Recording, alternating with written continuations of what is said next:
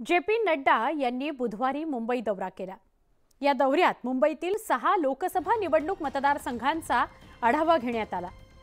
यावेळी पक्षाचे आमदार, खासदार आणि नेत्यांना भपकेबाज राहणीमान टाळण्याचा सल्ला देण्यात आला। नड्डांच्या या सूचनेवरून आता राजकारण सुरू झालंय।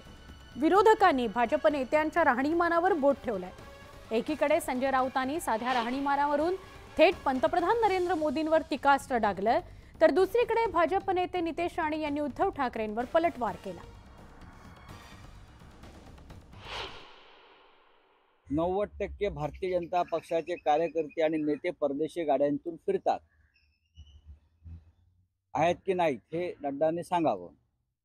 नरेंद्र मोदींच्या खिशाला जो पेन आहे त्याची किंमत 25 लाख रुपये आहे। मोदींच्या हातातल्या घड्याळाची किंमत काढा।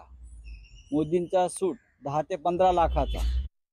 जेवण असो, स्वतःची लॉन्ड्री असो, स्वतःच्या गाड्या असो, जेवढ्या गाड्या प्रायव्हेट गाड्या हे उद्धव ठाकरे आणि कुटुंबीय वापरतात, हे काय साध्या ॲम्बॅसेडरमध्ये फिरतात, साध्या जीपमध्ये फिरतात,